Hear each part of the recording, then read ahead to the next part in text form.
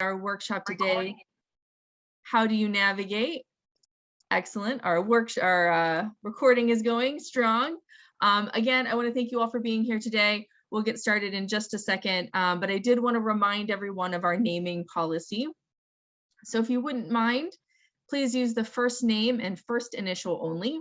And if you could note if you are staff or industry, and name after your name as well. So mine is Natalia Wimberry, NHF, to denote that I'm staff, that would be great. I also wanted to mention that this is a Menti presentation, so we do have some parts of audience engagement, so we would love you to be involved and engaged this evening.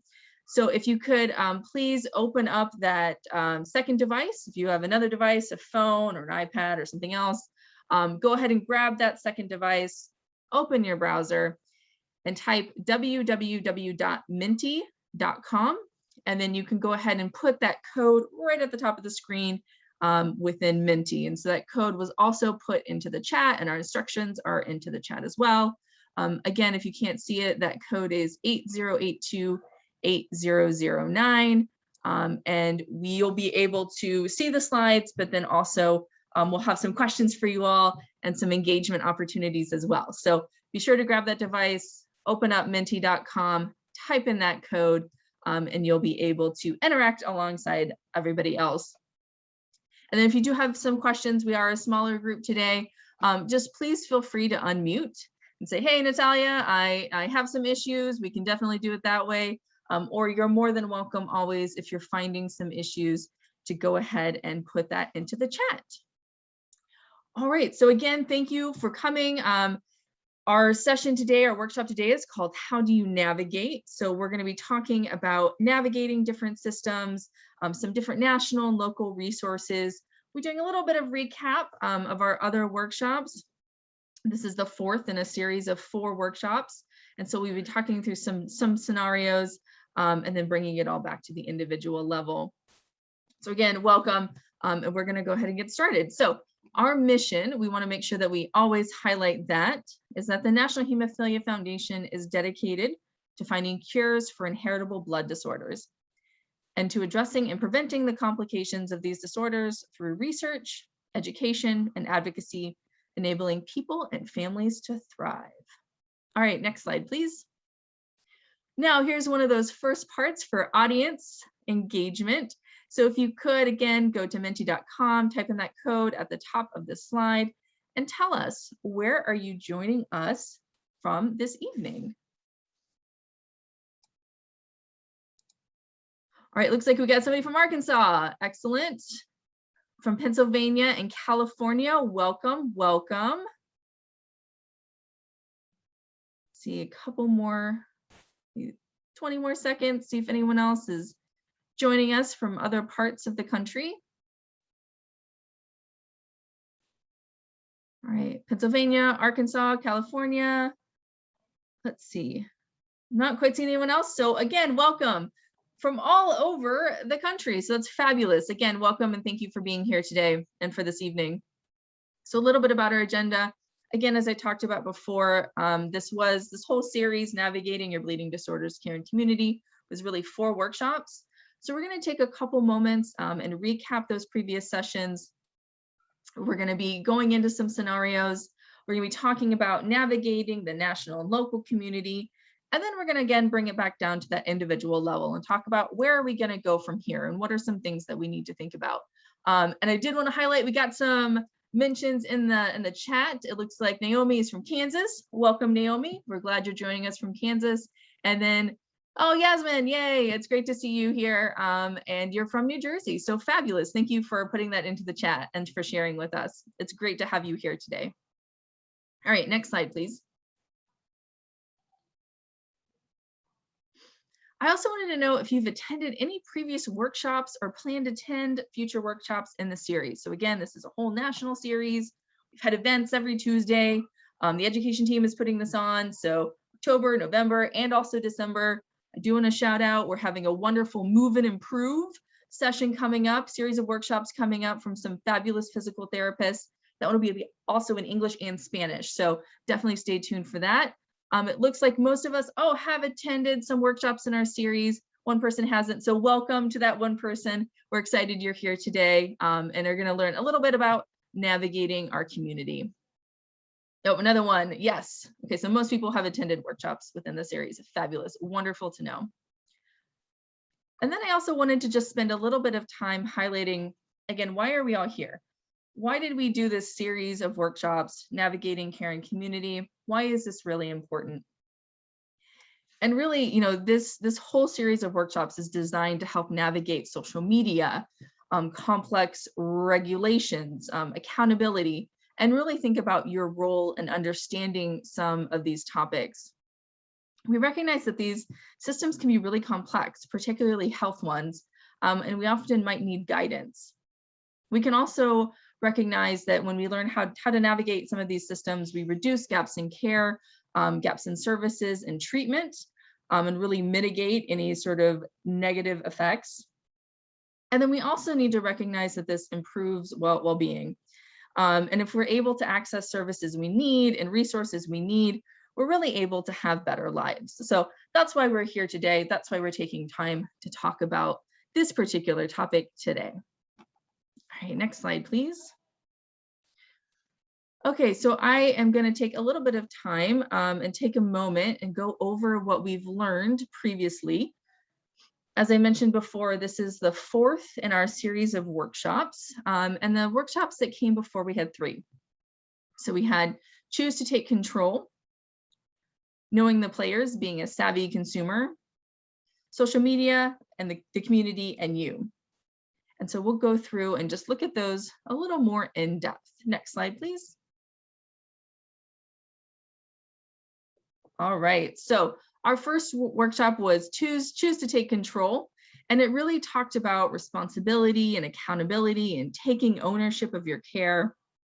It went into 430B program, the federal discount program available to HTCs. It talked a little bit about specialty pharmacies, and those are providing medications to treat complex, genetic, rare, and chronic health conditions. This workshop also went through MASAC, the Medical Scientific Advisory Council, and at the end also discussed a little bit about the importance of a support team and who are you sort of surrounding yourself to support you within this journey. All right, next slide, please. Our next workshop went over knowing the players, being a savvy consumer. So within this workshop, we learned about staying informed and making educated decisions. We talked about setting boundaries and communicating needs. We talked about choosing a treatment provider. We went over this Office of the Inspector General and the advisory opinions, and that led us straight into understanding the rules for manufacturers and specialty pharmacies. All right, next slide, please. And then our final workshop within the series before this one was social media, the community, and you. And within this workshop, we really learned what to consider when joining online communities. We talked about ways to keep your family safe online. We talked about considering you or your child's digital footprint and what that means. We went over ways to create engaging content. And then we also talked about the intersection between mental health and social media. And that again was our third workshop within this series. So from those 3 workshops, a little bit of recap of what we've learned. I would love for us to take a little bit more, a couple steps down our roadway of navigation and think about navigating the following scenarios and really applying those lessons that we learned in the previous workshops. So what's gonna happen is we're gonna show a scenario. I'll read through each scenario. I'll give a sort of a moment for reflection, and then we'll move on to an open-ended question, and I'll invite all of you to be engaged and to respond. So next slide, please. All right, here's our first scenario. Your child was recently diagnosed with a bleeding disorder. After talking with your healthcare provider, you realize you might need to select a new provider. So let's take just a moment and sort of think through that scenario. Your child was recently diagnosed with a bleeding disorder. After talking with your healthcare provider, you realize you might need to select a new provider. So take a minute about that, reflect for a moment, and then we'll go to our next slide and think about our open-ended question.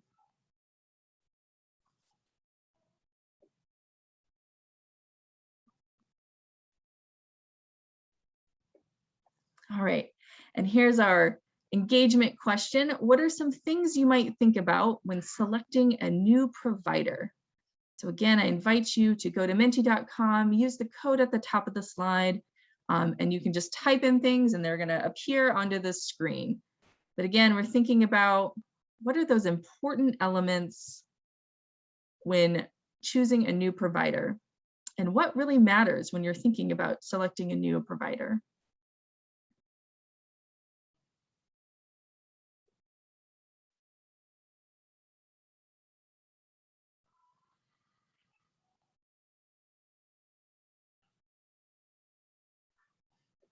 Okay, so some things that I might kind of think about here might be trusted, are they reputable? Maybe are there copays or maybe other costs? Maybe some other things to think about. What might matter to you when selecting a new provider?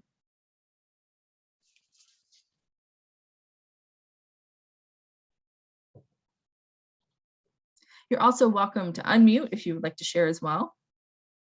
Or you could also put some thoughts into the chat too.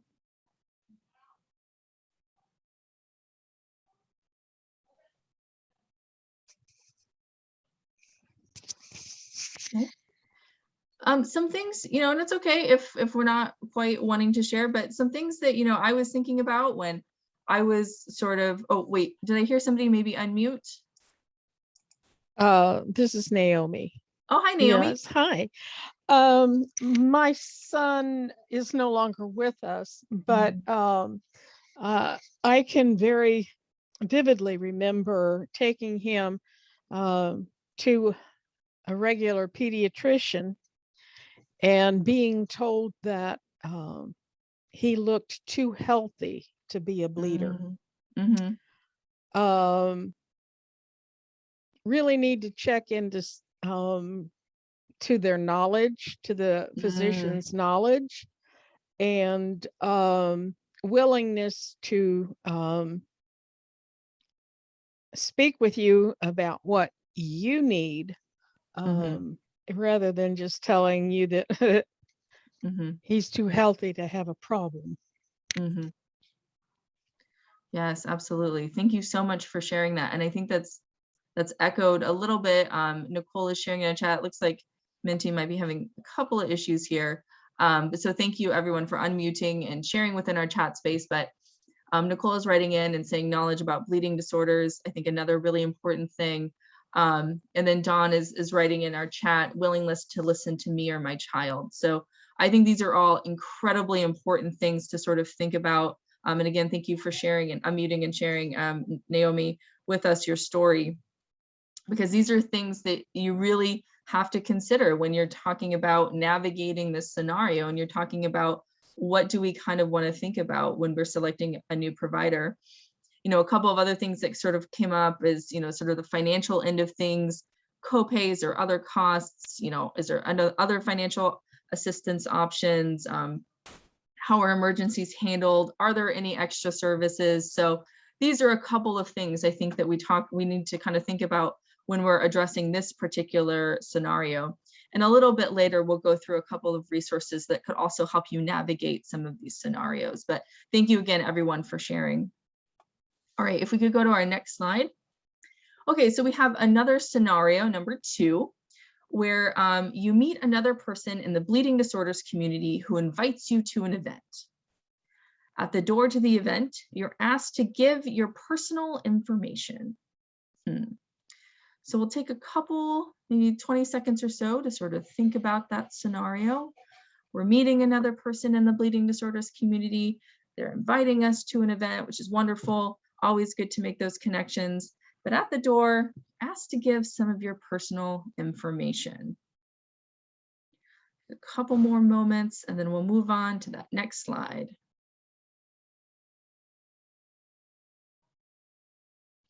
So our question here, would you give your personal information? So I think this is really important to sort of think about. And would you say, no, I'm not going to give any personal information? Maybe I might consider giving my personal information. Might you give fake information? Or are you going to give partial information?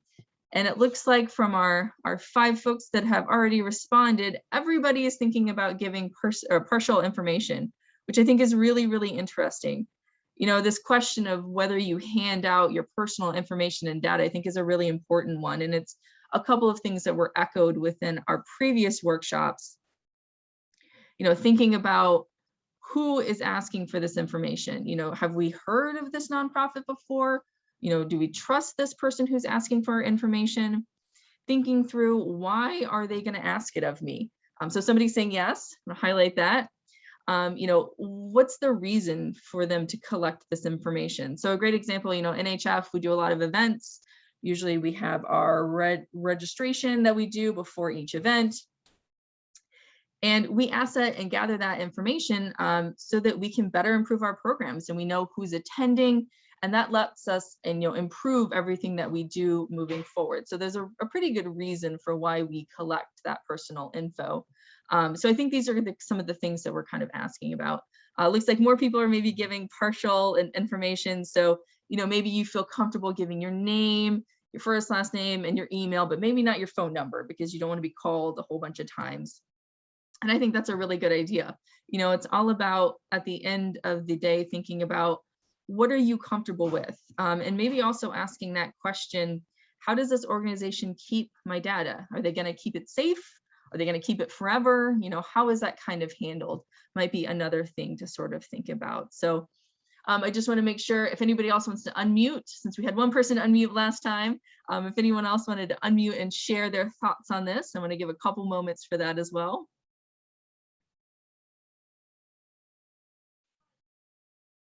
Okay, great. And if anyone also wanted to throw some messages into the chat, I will read those off as well. That's another place where you could give your thoughts and opinions here as well. But it looks like everybody, partial information, which is probably a good way to go. But again, it's about asking those questions and maybe learning a little bit more. All right, if we can move on to our final scenario number 3. So in this scenario, you are thinking about starting a new social media account to highlight and bring awareness about having a bleeding disorder. So wonderful idea. A lot of advocacy could be done there. But I want you to kind of think about, and the next question we're going to be asking are some of the things you should think about before maybe you start that new social media account. So again, connecting back to the workshop we had, I believe, last Tuesday, that dealt all about social media and kind of how to navigate that world and those online communities. So I'll give a couple moments, maybe, oh, no, yep, great. So our question here again from that scenario, what are some things to think about when you're creating a new social media account? Will my significant others show? No, that's a really interesting one. I think it's really important to sort of think about, why are you creating this social media account? And what kinds of privacies or boundaries you might want to make when you're creating it. I'll give maybe another 20 seconds or so for others to respond. Okay, we had another one pop up, not sharing my child's specific health information. I think this is really, really important. One of the things I know that they talked about, I think in the social media workshop, was this idea of a child's digital footprint. Not just now, really important, but also in the future. So, you know, maybe your child is 5 now, but your child being, 25, maybe they might not be as comfortable with what you shared when they were 5. So thinking about that digital footprint, I think for myself as a parent has been really important. Once you release, you can't get it back. Yep, it's on the internet kind of forever. So another really, really good point. Is it private? How are you limiting access to it? Being bombarded by different companies or suppliers, I think once it's out there, you do have to think about how you're going to navigate those kinds of issues.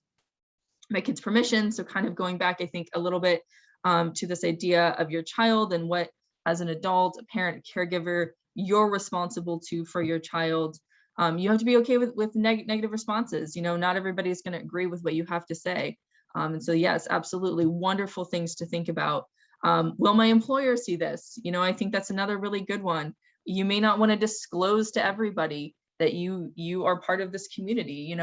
You might be comfortable with that, you might not, but I think it's something to be to be considered. And many employers nowadays do a somewhat deep dive into these different platforms, and then also your audience. So again, really important information to think about.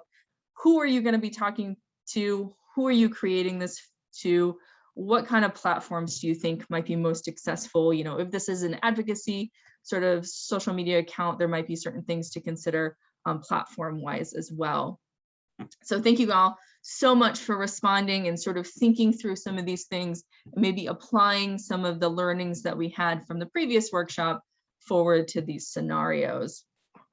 All right, wonderful. So again, thank you all for engaging in the scenarios. We're going to be moving into our next slide, please. And now we're going to talk a little bit about navigating the national community. So thinking about resources kind of at that national level. And so we have another question to sort of start us out with. And I wanted to know from all of you, have you explored the National Hemophilia Foundation website? Several times, love that, several times, good to hear. Again, it's hemophilia.org. Wonderful, wonderful, several times. I'll give a little bit more time for us to respond. 5 for several times, really digging this, this is awesome. 6 for several times, fabulous. And then I'll just kind of a couple more seconds maybe for others to respond. Okay. Well, that's great. It seems like many of you are very familiar with the National Hemophilia Foundation website, hemophilia.org. Really, really love that. That is fantastic and great. But I kind of had a second follow-up question. And so if we can move to the next slide, I would love to know what resources on the National Hemophilia Foundation website have you explored? So it's a pretty big website. There's a lot to offer there. So if you can go ahead and type in maybe some of the resources or things you've read or areas you've explored. Wow, loving it. Okay, the facts, steps for living, great, wonderful, wonderful resource. School information, our research, wow, it kind of keeps moving, so this is exciting. Education, scholarship, so we'll get into that a little bit later. Chapters, we'll also cover that a little bit later. MASAC, so I mentioned one of our first workshops, I think, covered MASAC and what it means, so it's great that somebody's checking that out. Our events pages, wonderful. NHF has tons of events that I think everybody could take advantage of and are wonderful resources. News, the advocacy for bleeding disorders, research and programs, we've got a lot of programs and education. Physical activities list, loving that. So another resource there. So great. So yeah, so there's a ton of resources that are available at hemophilia.org. And I think we might have one more that came in, community resources and Wednesday webinars. Great. I'm so glad somebody mentioned that. Fantastic. Yes, every Wednesday we have a wonderful webinar series that gives a lot of great information on different aspects of the bleeding and blood disorders community. Okay, great. Thank you. Thank you all so much for engaging in these Menti questions. I really appreciate it. All right, so kind of thinking about this, it seems like many of you have, if we can go back, yeah. Many of you have already kind of explored hemophilia.org, so that's fantastic to hear, but I kind of wanted to highlight a couple of our other resources. First being Handy, NHF's Information Resource Center. It has been in existence for 30 years. It's a trusted source of information and referrals. You can ask them anything. So we definitely want to highlight that when we're talking about these national level resources at the National Hemophilia Foundation. And I love Handy because not only can you ask them anything, not only have they been around for 30 years and are incredibly trusted and reputable area for any kind of answer, but they also have 3 ways that you can get in touch with them. You can call them there, you can submit an email, handy@hemophilia.org, or they even have an online portal that you can submit your question in there as well. So 3 different ways to contact Handy, which is fantastic. I also wanted to take just a quick moment and just mention throughout this next section, we're going to be mentioning a lot of links. So my wonderful tech help this evening should be putting a lot of those links into our chat. So as I kind of talk through things, if you're like, I kind of want to check that out a little bit later, please look at that chat space and you'll have all of our links there for your accessibility. We also want to mention and highlight the NHF Payer Relations team, really dedicated to supporting a positive interface between payers and providers and the community, as well as doing a lot of advocacy on behalf of the community. And so they're a really excellent resource for navigating payer issues. And so if you want to contact our NHF Payer Relations team, Handy is also the way to go for that. So that's another really wonderful resource that I don't think we highlight quite enough. And then the final resource I did want to highlight, again, at NHF and the sort of national level, is that NHF has scholarships. So the link in the chat will be coming up, but there's a whole bunch of scholarships for those in the bleeding disorders community. And so again, another wonderful resource that I think could really help people out, and something we definitely wanted to mention, as well as the education and the other events that you can find on our NHF events page. Okay, so that's hemophilia.org, that's the National Hemophilia Foundation and all the resources available there. But we did want to mention a couple of others. And so I was curious if we could move to the next slide. What other national and international organizations have you connected with? So another point of engagement, and I'll leave another 20 seconds for us to populate the slide. Great, state chapters, wonderful. Coalition for Hemophilia, HFA, Hemophilia Federation of America, World Hemophilia, awesome, awesome. World Federation of Hemophilia, wonderful. WFH, great. Coalition for chapters, I think that might be handy. Looks like World Federation of Hemophilia is coming up a couple times. Wonderful, wonderful. Loving it. World Federation of Hemophilia, Save One Life. Okay, cool, great, wonderful. Coalition for Hemophilia B. Fantastic. Just gonna wait another 10 seconds to see if any others pop up for us here.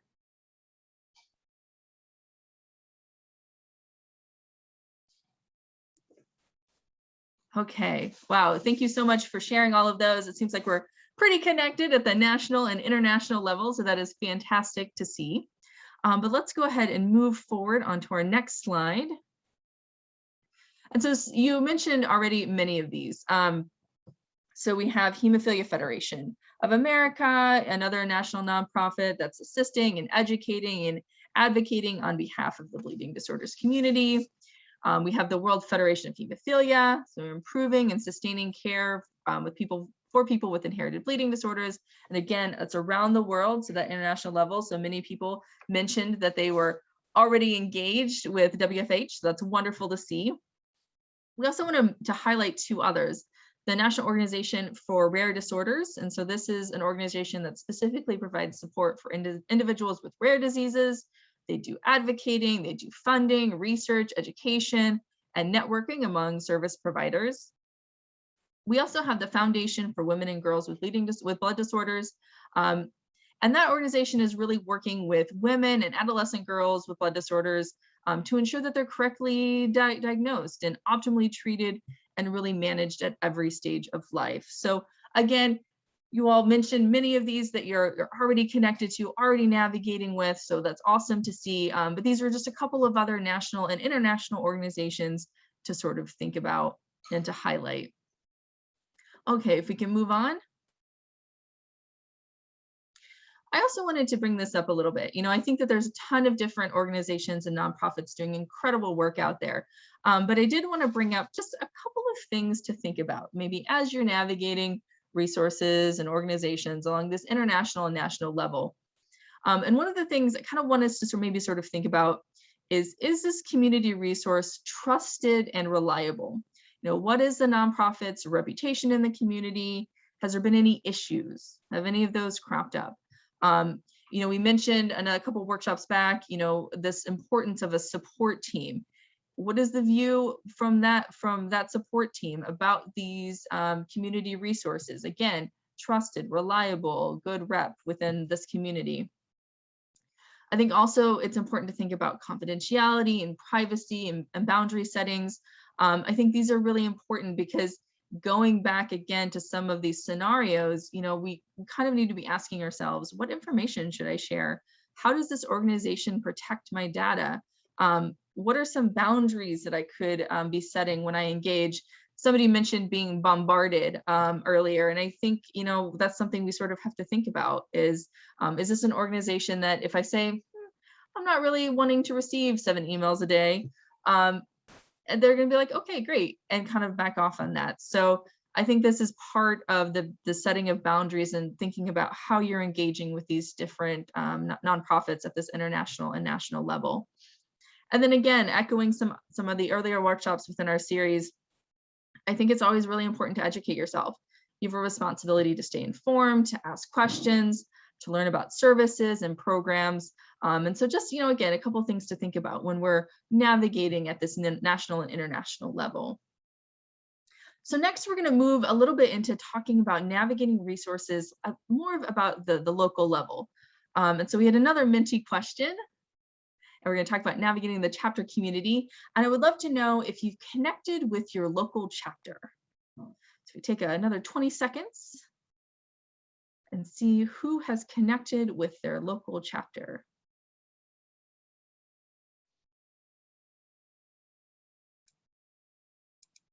Okay, great. Awesome. Everybody's connecting regularly. That's fantastic. Once or twice, okay, maybe not everybody, it's a little premature. Once or twice, regularly, great, great. Okay.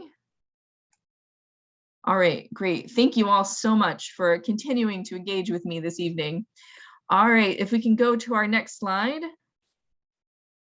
So it seems like, again, from the Minty questions we had before, and from that question right before this slide, it seems like many of you have connected with your local chapters, but I did want to highlight maybe 2 things. One is if you haven't found your local chapters can be an amazing support. They can offer amazing educational events, and they really can help you connect to others that really know what you're going through. So they amazing resource at that local level. And I did want to mention, if you haven't found your local chapter yet, hemophilia.org, the National Hemophilia Foundation's website, has a wonderful directory, and I believe the link will almost right away, oh, there it is already being put into our chat space. Through that directory, you can find your local chapter very easily, and they're all over the United States, Puerto Rico, Hawaii, Alaska, and again are offering a whole bunch of, oh, it looks like we might have some writing there. That's okay. We are really providing some really great resources, again, at that local level, and providing lots of opportunities for community engagement. So I'm really happy to see that so many of you have already connected locally to your chapter, but continue to, again, engage with those chapter nonprofits, again, at that local level. Excuse me. All right, if we can go ahead and move on, please. Okay, so let's talk about, we've sort of talked about recaps of what we've learned in the previous workshops. We've applied some of that learning to our scenarios. We've talked a little bit about resource navigation at that national level, at that international level, and even at that local chapter level. So, whoa, and I'm just reading in this chat, I want to highlight it. Who's been a member for over 40 years. That's fantastic. Loving that. Very impressive. Thank you so much for sharing that within our chat. So right now, and for the rest of our time together tonight, we're going to be kind of bringing it back down to the international level. And so we're going to be talking a little bit about navigating your own path forward. So we've got all these resources.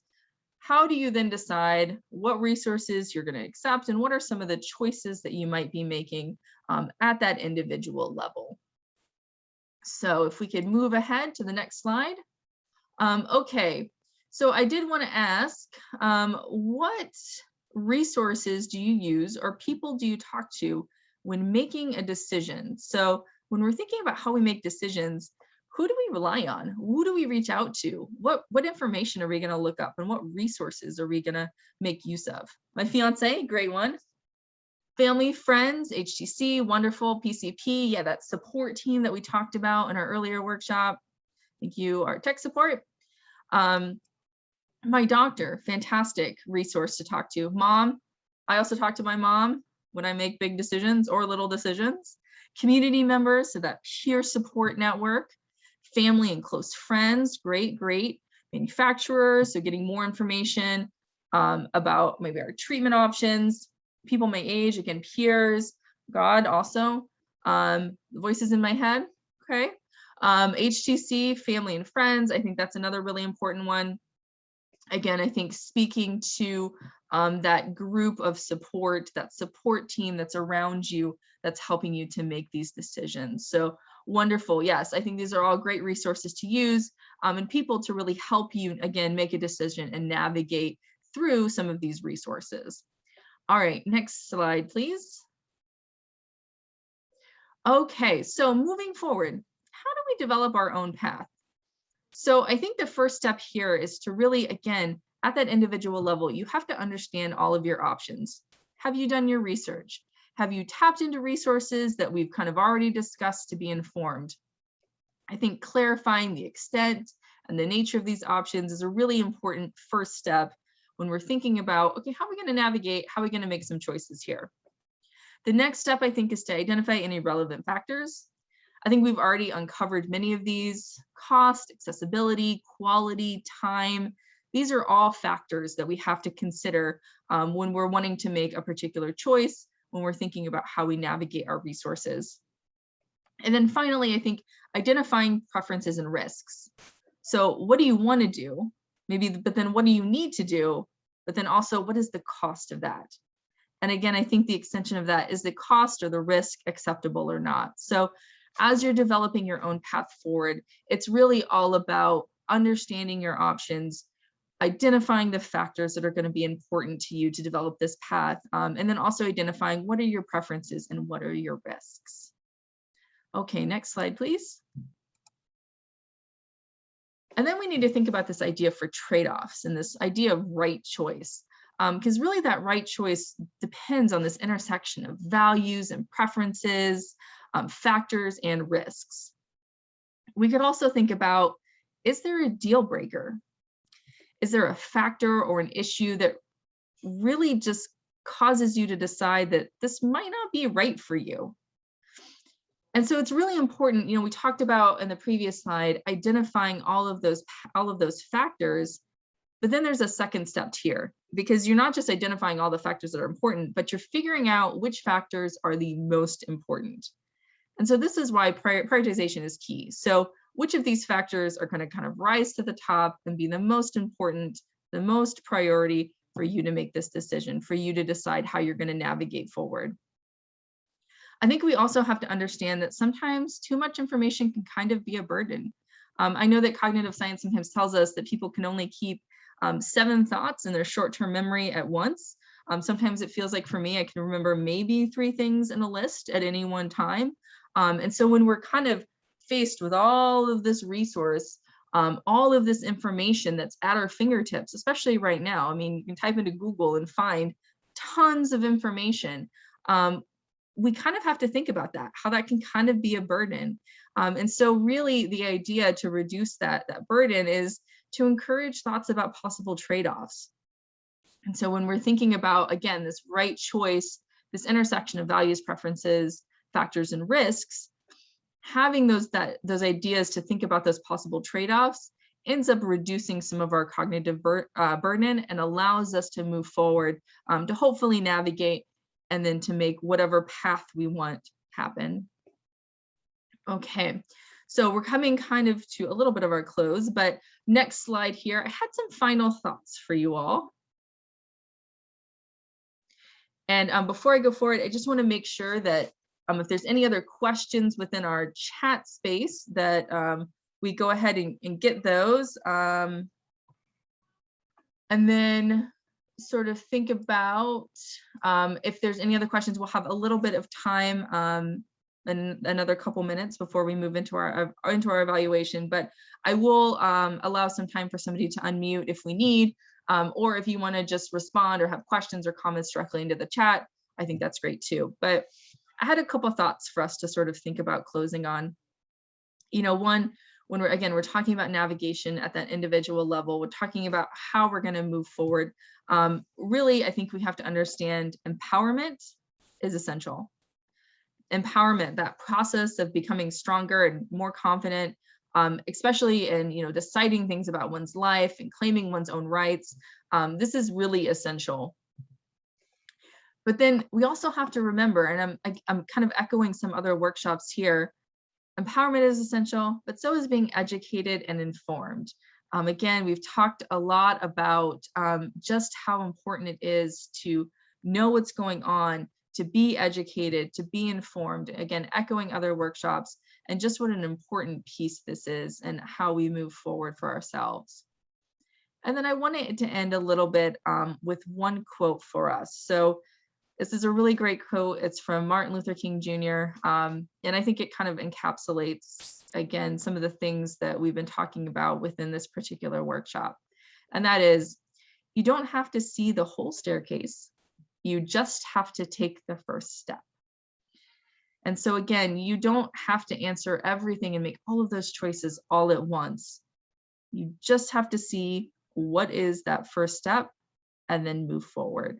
And I think, again, that's always really important when we have all of these amazing, amazing resources at the national level and the international level, at the local level. So many awesome things that can help us be educated and informed. But again, making those choices and deciding and navigating forward, we don't have to look at the whole staircase. Again, we just have to take the first step. So again, with that, I want to say thank you all for being with me this evening, for being willing to be engaged. Thank you, Erica, for echoing. Good, 1 point, 1 step at a time. Always good to remember. So again, if you have any questions or comments, I mean, I think we can kind of be a little bit open here. We are a pretty small group, but if you have some questions or comments that you would like to share, please do unmute yourself or put it into our chat space, and we would love to hear from you.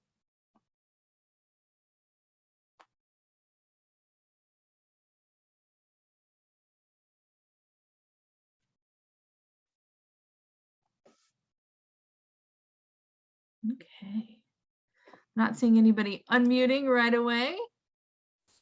So, okay, great. Well, again, thank you so much for being with me today. I know we're like right before what is for many of us a holiday. So thank you again for coming and participating with me today and learning and being engaged and interactive. I really do appreciate it. And again, we do have a whole nother set of these series. So I'm just gonna mention that one more time because I think it's important. So we have our Move and Improve sessions coming up. They're on Tuesdays at 7, so same time, Tuesdays. They'll start at the end of November, so sort of right after the holiday here on that next Tuesday, and they'll continue throughout much of December. And again, we have both English and Spanish available for the Move and Improve, and there's some really wonderful speakers there, some really wonderful physical therapists that I think are going to be awesome and amazing, and I can't wait to hear from them. And again, that link is in the chat. Move and Improve. Thank you so much, Erica, with the tech help there. So if there are no other questions, I'm not seeing any other people unmuting or any other comments in the chat. We had a couple comments about the quote really resonating with me. I love that quote too. It just always reminds me, 1 step at a time. It's always good.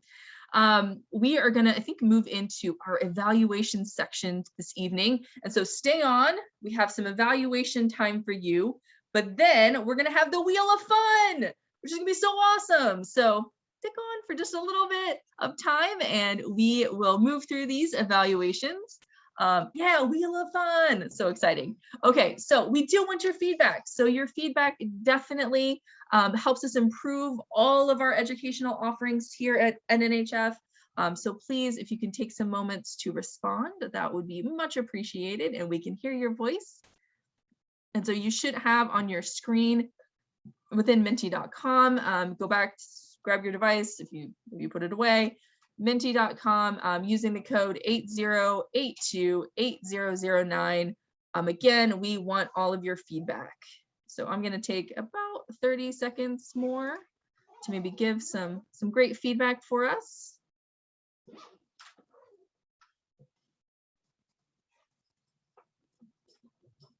Okay, it looks like we're moving on to our next question. What was your main takeaway from today's presentation? So if you can again take a couple moments and give us a little bit of feedback, that would be great and deeply appreciated.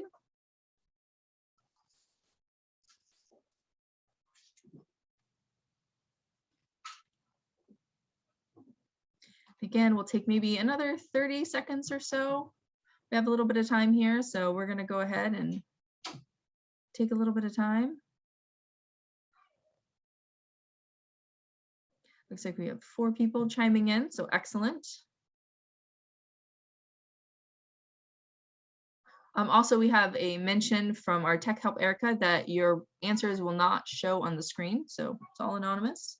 So please be truthful there. Okay, and we have our final question here. Please share any additional comments. And again, results will not be displayed on the screen. Everything is confidential. And we'll take another 30 seconds or so. So we have a little bit of time for you to answer this question.